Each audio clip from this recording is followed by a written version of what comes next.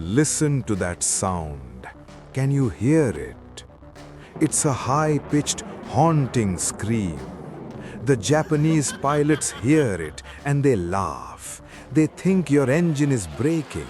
They think your plane is a joke. They look at your bent wings and call you a failure. But they don't know the truth. They don't know that your own Navy rejected this plane. They don't know that your friends call it the Widowmaker and the Ensign Eliminator. They don't know that you are sitting in a 5-ton steel coffin that everyone expected to crash. You are thousands of feet above the ocean, trapped in a machine that the world has already given up on. You aren't just fighting a war, you are fighting the very plane you are flying. Every time you pull back the stick, you feel like fighting a wild animal. The nose of the plane is so long that you can't see what's in front of you. The wings are bent like the wings of a fallen bird. When you try to land, the plane bounces like a rubber ball, threatening to flip over and crush you inside. Back at the base, the other pilots tell stories. They talk about the men who didn't come back. They talk about the planes that simply vanished into the sea during a landing. They say this plane wasn't built for war. They say it was a mistake. Even the enemy is laughing. High above the clouds, German and Japanese pilots look at the Corsair's strange shape. They see the weird wings. They hear the strange whistling sound coming from the engine. They think it is a joke. They think it is a failure. But they are wrong. They don't know that this failure is about to change history. They don't know that the whistling sound they hear isn't a mechanical error. It is the sound of their own end. In just 10 minutes, 12 planes will vanish from the sky. The laughter will stop. The fear will change sides. This is not just a story of a machine. This is a story of the man inside the machine. A man who was told he was flying a coffin, but decided to turn it into a legend. This is the story of the Whistling Death.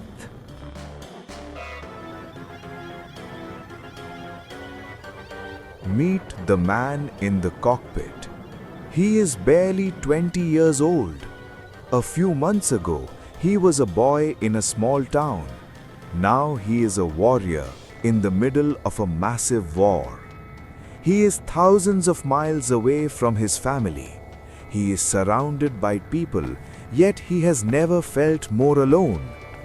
Every night, he sits on a humid, mosquito-filled island in the Pacific. He looks at his plane. In the moonlight, the Corsair looks like a monster. It sits tall and awkward on the dirt runway. The other pilots talk about glory and victory, but our pilot has a much simpler objective. He wants to survive. His goal isn't to become an ace. His goal is to make it through the next takeoff without the engine stalling. He wants to land on a narrow strip of land without the wings snapping off. For him, the Corsair isn't a tool. It's a riddle he hasn't solved yet. He feels like an outcast, just like the plane. The Navy didn't want the Corsair. They sent it away to these lonely islands. They gave it to the Marines because they didn't know what else to do with it. Our pilot feels the same way. He is a replacement. He is a new guy. He feels like a ghost in a machine that everyone expects to crash. But deep down, there is a tiny spark. He doesn't want to just fly the plane. He wants to own it. He spends hours sitting in the cockpit while the others sleep. He touches every dial. He learns the smell of the hydraulic fluid. He talks to the engine. He knows the world sees a failure. He knows the Navy sees a mistake, but he wants to prove them all wrong. He wants to show them that this bent-wing Widowmaker can do things no other plane can. His objective is clear. He will master the beast. He will turn his fear into a weapon. He won't just survive the war, he will make the world remember the name of the plane they tried to forget. He is looking for a reason to believe in himself, and he has decided that this dangerous, rejected plane is his only hope. The war in the sky is not a fair fight. It is a nightmare. Our pilot is trapped in a war of two worlds. On one side, he has his own plane, the Corsair. It is a heavy steel monster. It vibrates so hard your teeth ache. It is loud. It is angry. It feels like it wants to shake itself apart. This is his first conflict, the battle inside the cockpit. He doesn't trust the wings. He doesn't trust the engine. He feels like he is flying a ticking time bomb. But outside the cockpit, the conflict is even worse. Out there, hiding in the sun, is the Japanese Zero. The Zero is everything the Corsair is not. It is light, it is silent, it is as fast as a cart. In the Pacific, the Zero is the king. It can turn on a dime. It can dance around any American plane. To the Allied pilots, the Zero isn't just a plane. It is a ghost that you cannot catch. This is the crushing reality for our pilot. He is stuck in the middle. If he tries to turn and fight like a traditional pilot, the Zero will get behind him in seconds. If he tries to fly slow, the Zero will dance circles around him. He feels small. He feels heavy. He feels like a target. The fear is constant. It sits in his stomach like a stone. Every time he sees a black speck on the horizon, his heart hammers against his ribs. Is it a friend, or is it the ghost coming to take him? He knows the statistics. He knows the Zero has destroyed hundreds of planes just like his. He knows that his friends call the Corsair a death trap for a reason. He is fighting a war against the most agile plane in history while flying a plane that his own navy rejected. The sky feels crowded with enemies, yet he has never felt more alone. He is fighting the Japanese, he is fighting the Corsair, and most of all, he is fighting the voice in his head that tells him he won't make it home. It is a battle of weight versus wind, of steel versus spirit, and right now, it feels like the weight is winning. The Corsair was not built to be pretty. It was built to be a hammer. But it was a hammer that was almost impossible to hold. The first obstacle was the nose. It was 14 feet of solid metal and engine. When you sat in the cockpit, you couldn't see the ground. You couldn't see the runway. It was like driving a car with a wall painted on the windshield. Pilots had to taxi in S shapes just to see where they were going. Then there were the wings, those famous bent wings. Engineers designed them that way to keep the massive propeller from hitting the ground. But those wings made the plane heavy and strange. They were thick, they were stubborn. But the biggest obstacle wasn't the metal, it was the bounce. When the Corsair hit the ground during a landing, it didn't stay down. It would spring back into the air like a wounded animal.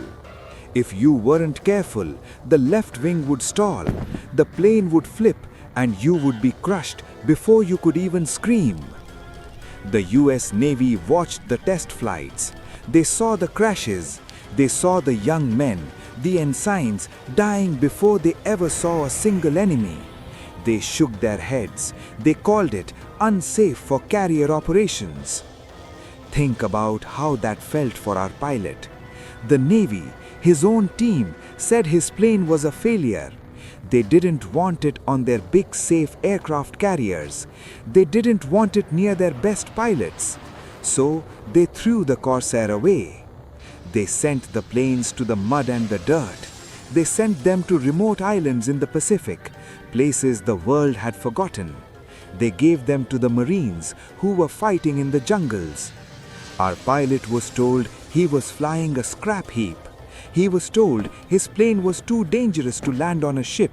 He had to face the most skilled enemy in the world while flying a plane that his own generals didn't trust. The obstacles were everywhere. In the design of the wings, in the length of the nose, and in the rejection of his superiors. He was flying a Widowmaker, and the whole world was waiting for him to fail. The year is 1942. The world is on fire. From the frozen fields of Russia to the hot sands of Africa, humanity is locked in a struggle for survival. But in the Pacific, the war is different. It is a war of islands, it is a war of distance, and most of all, it is a war of engines. To understand the Corsair, you have to understand its heart. Inside that long, intimidating nose sat the Pratt Whitney double wasp engine. It was a monster. It was the most powerful engine ever put into a fighter plane at that time. It had 2,000 horsepower. It was built to scream. But that power came with a problem. To use all that energy, the plane needed a massive propeller. It was 13 feet across. It was so big that if the Corsair had straight wings, the propeller would hit the ground during takeoff. The engineers had a choice: make the landing gear very long and weak or change the wings. They chose the wings. They bent them down and then back up. This created the inverted gull wing. It looked like a V. It was strange. It was ugly to some, but it was the only way to carry that massive engine into the sky. And then there was the sound.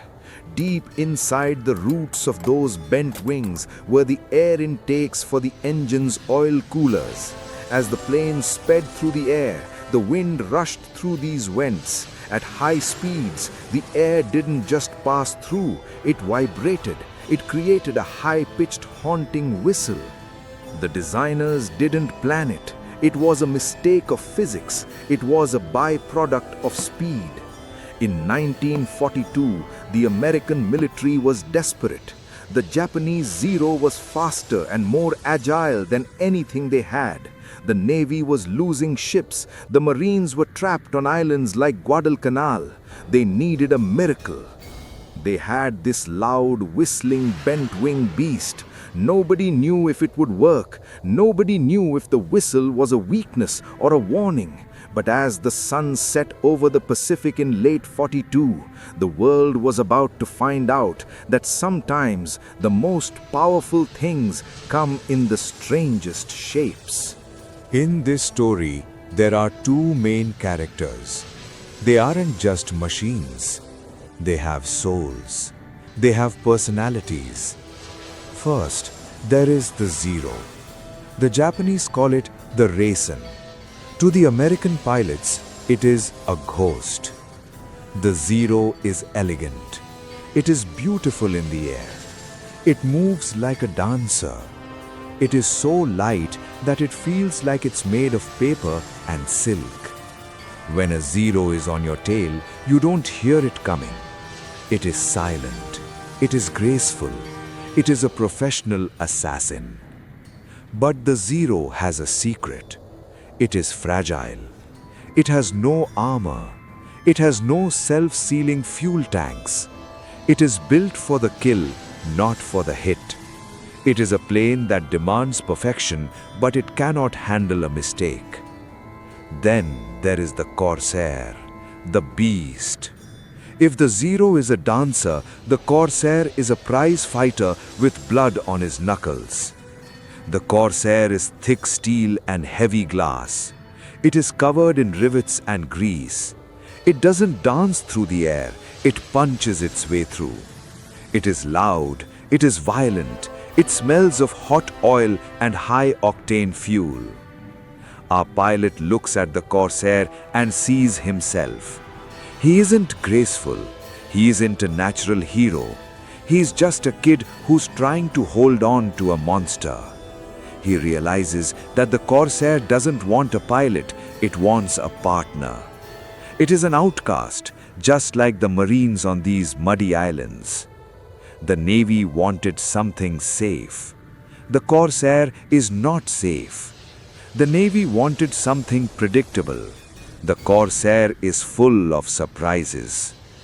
The Zero represents the old way of war, the graceful duel.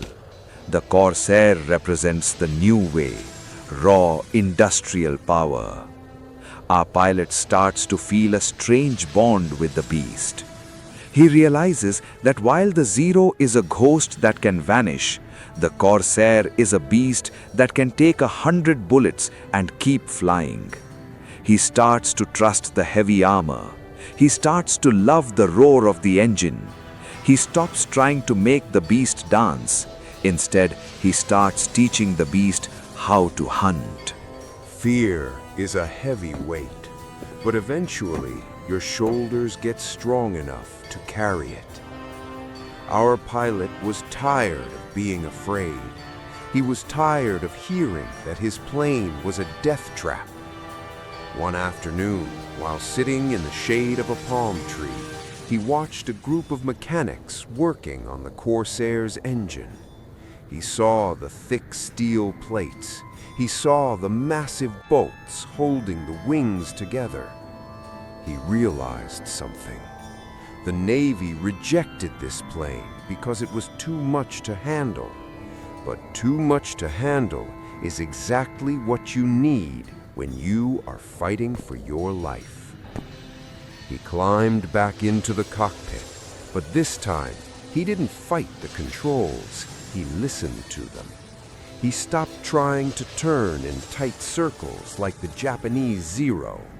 He knew he couldn't beat the Ghost at its own game, so he decided to play a new game. He discovered the Corsair's secret weapon, gravity.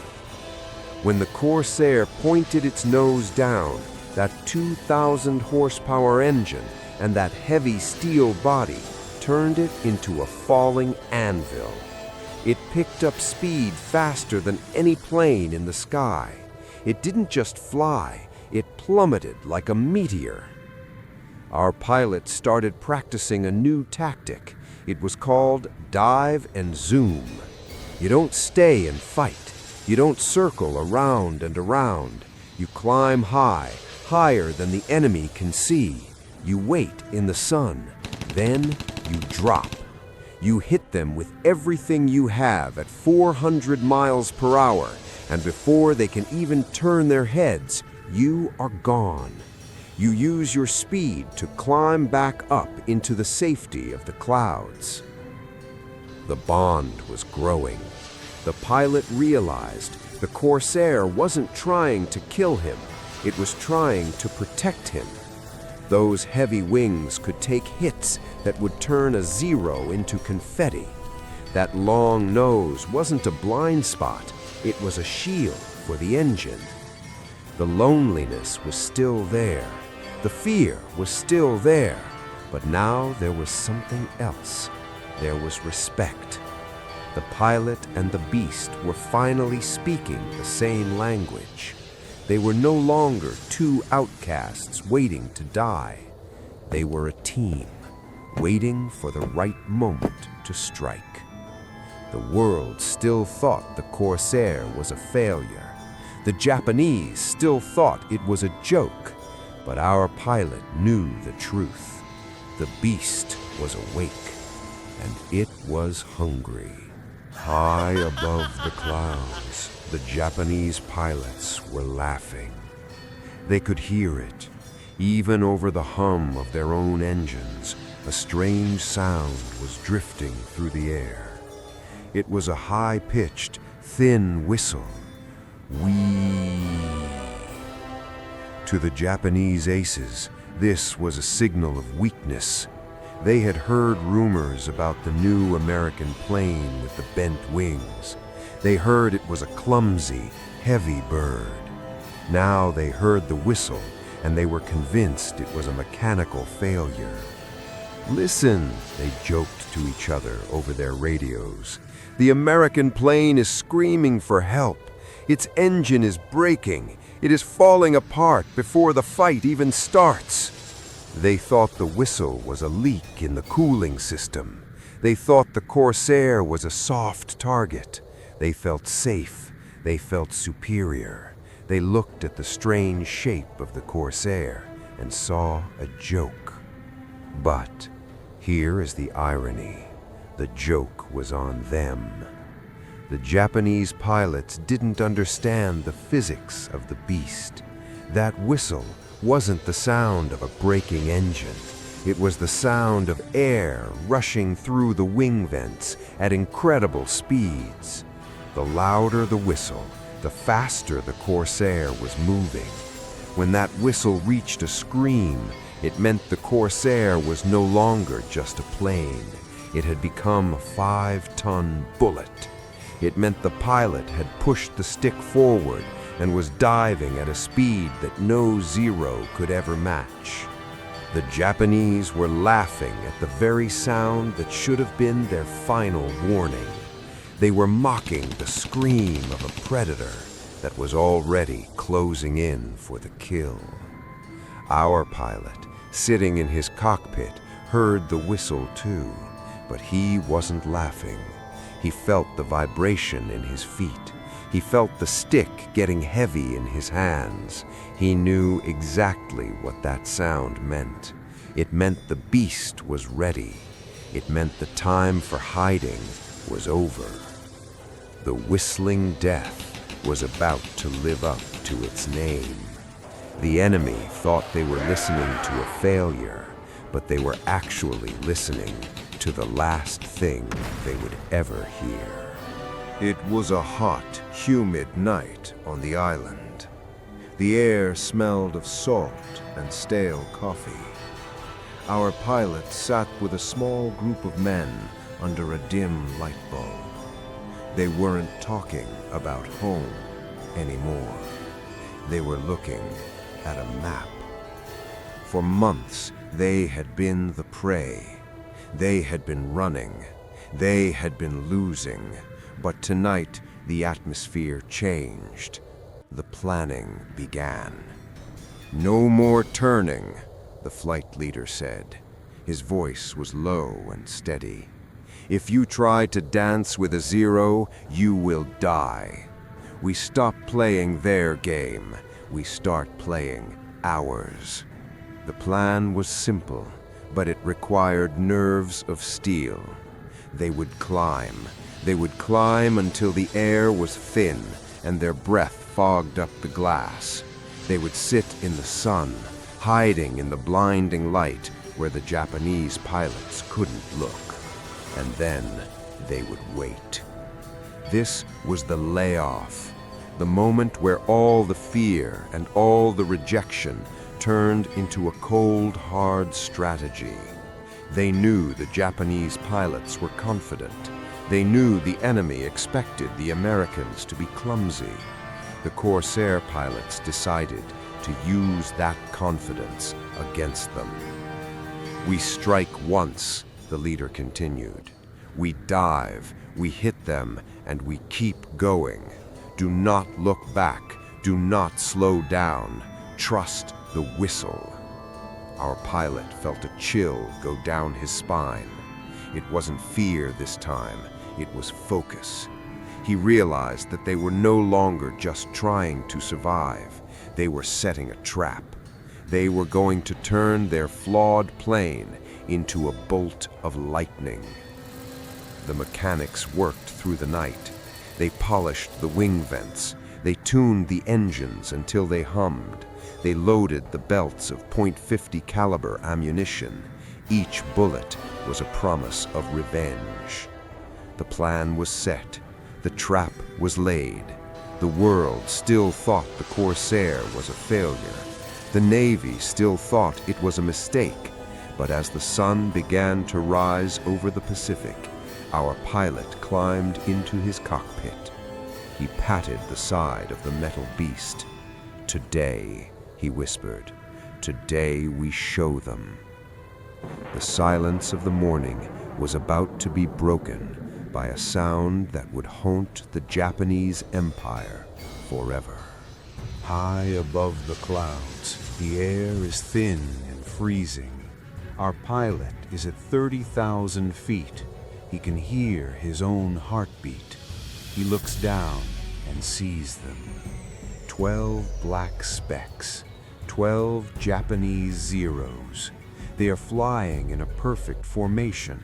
They look calm. They look like they own the sky. They don't know that above them, hiding in the glare of the sun, the beast is watching. Our pilot feels the familiar loneliness, but this time it is different. It is the loneliness of a hunter. He grips the stick. He moves his thumb to the trigger. He takes a deep breath and pushes the nose down. Then it starts, the whistle. At first, it is a soft hum. Then, as the speed hits 300 miles per hour, it becomes a moan. At 400 miles per hour, it is a terrifying metallic scream. The Japanese pilots look up. They hear the scream. They see the bent wings of the Corsair dropping from the sun like a falling mountain. They try to turn. They try to scatter, but it is too late. The first zero explodes in a ball of orange flame before the pilot can even move his hands. Our pilot doesn't stop. He doesn't turn. He zooms back up, miles into the sky, then drops again. The next 10 minutes are a blur of fire and steel. The sky is filled with tracer rounds. The smell of burning oil fills our pilot's cockpit. He sees a zero get behind him. He hears the bullets hitting his armor. Thud, thud, thud. In any other plane, he would be dead. But the Corsair doesn't care. The beast eats the bullets and keeps moving. The whistle is everywhere now. It sounds like the sky itself is tearing apart. One by one, the zeros fall. They fall like burning leaves. 6, 8, 10. The Japanese aces, the men who were laughing just yesterday, are now screaming in terror. They can't catch him. They can't hit him. They are fighting a ghost made of 5 tons of screaming steel. Finally, the 12th zero spins into the ocean. Suddenly, the sky is quiet. The smoke begins to drift away. Our pilot looks around. The horizon is empty. 12 Dushman planes are gone. His hands are shaking. His flight suit is soaked in sweat, but he is alive. The Ensign Eliminator didn't kill him, it saved him. The failure just destroyed an entire squadron in 10 minutes. The tension breaks. The fear is gone. Our pilot realizes that the battle didn't just happen in the sky, it happened in his heart, and he won. The sky belongs to the beast now. To understand those 10 minutes, you have to feel them. Inside the cockpit, it isn't a movie. It is a violent, shaking cage. When our pilot pulls the Corsair into a sharp climb, the G-force hits him like a physical blow. It feels like an elephant is sitting on his chest. His skin stretches back. His vision starts to go gray at the edges. He has to scream just to keep the blood in his brain. The cockpit is a sensory overload. The air is thick with the smell of cordite, the sharp, bitter scent of burnt gunpowder. The massive engine in front of him isn't just a machine, it's a living volcano. The heat radiates through the steel floorboards, making his boots feel like they are melting. Every time he pulls the trigger, the 6.5 caliber machine guns in the wings roar to life.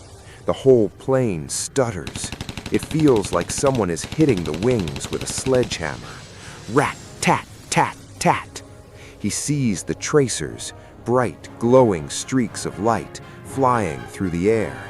He sees the canopy of the Japanese Zeros shatter like glass. He sees the oil spray across his own windshield. The action is fast, too fast to think. He doesn't look at his dials anymore. He feels the plane. He feels the vibration in the stick that tells him he's about to stall. He feels the kick in the seat when he hits the afterburners. He is no longer a man flying a plane. He is a part of the machine.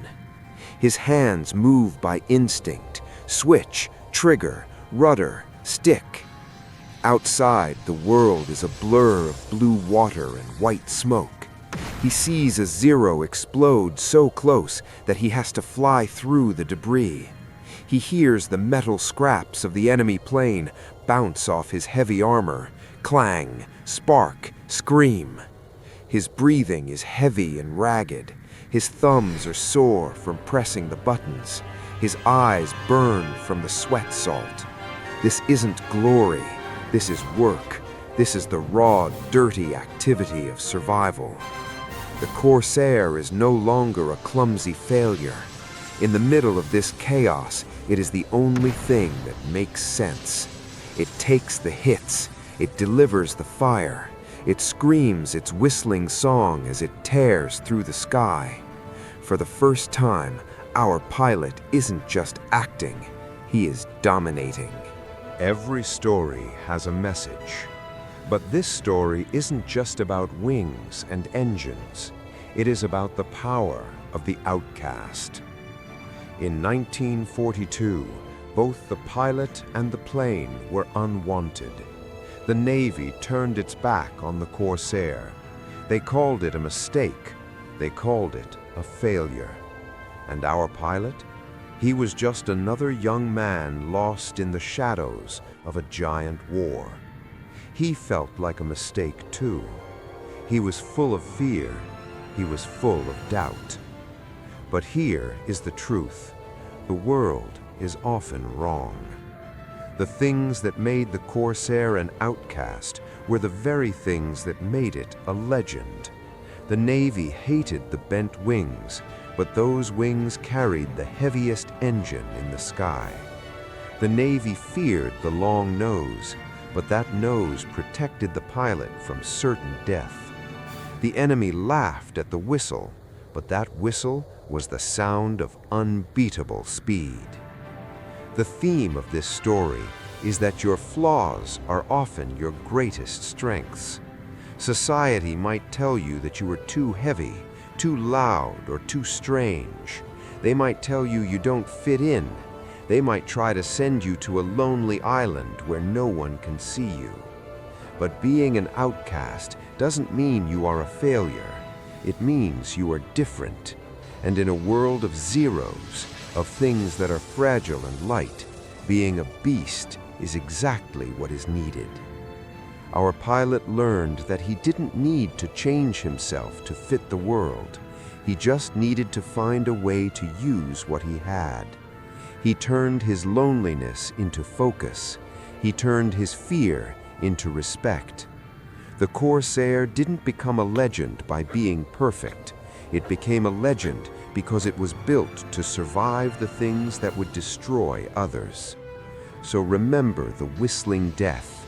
Remember the plane that was too broken to fly from a ship, but too strong to be beaten in the sky. Sometimes the thing the world rejects today is the only thing that can save it tomorrow. Never judge a life by its beginning. Judge it by the way it finishes the fight.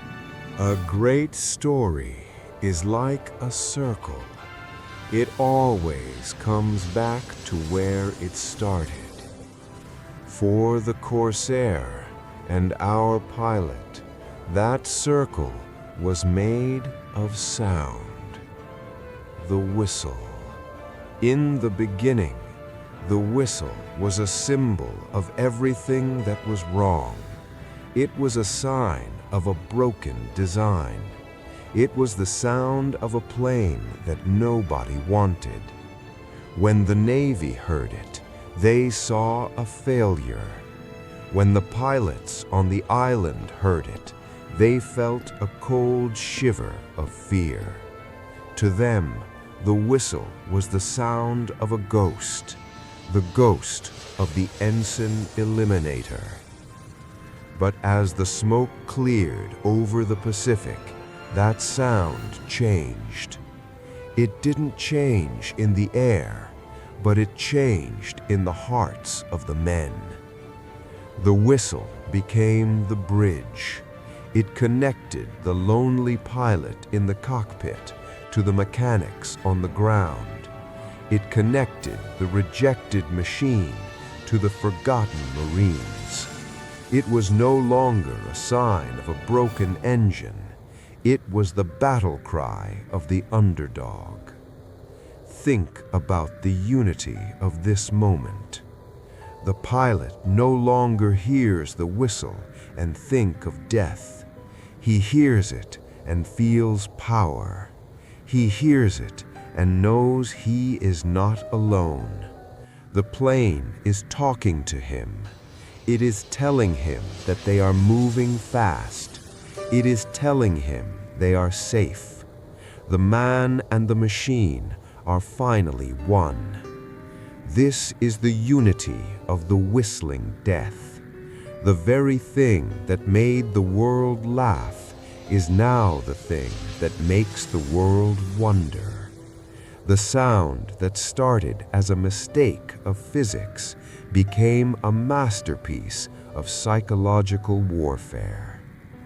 The 4,500 words of this journey all lead to this one sound. The bent wings, the long nose, the heavy armor, and the lonely island, they all come together in that high-pitched scream. It is a reminder that everything happens for a reason.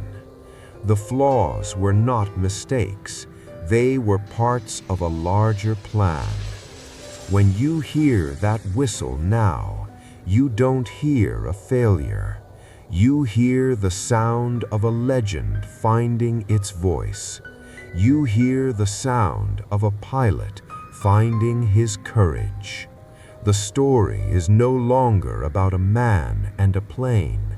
It is about a single, unbreakable force that proved the world wrong. The circle is complete. The whistling death is no longer a nickname given by the enemy. It is the name of a hero. The engines finally stopped screaming. When our pilot brought his Corsair back to the island, something was different. The ground crew didn't look at the plane with pity anymore. They didn't look at the pilot like he was a ghost. They ran toward him. They cheered. They touched the heavy, oil-stained wings of the beast like they were touching a miracle. The aftermath of that 10-minute battle changed everything.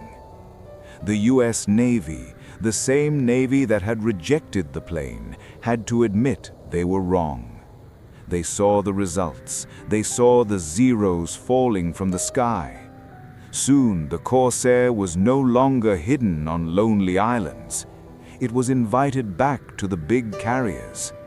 It became the backbone of the Pacific War. The nicknames changed too. The pilots stopped calling it the Widowmaker. Instead, they gave it a new name, the Sweetheart of Okinawa.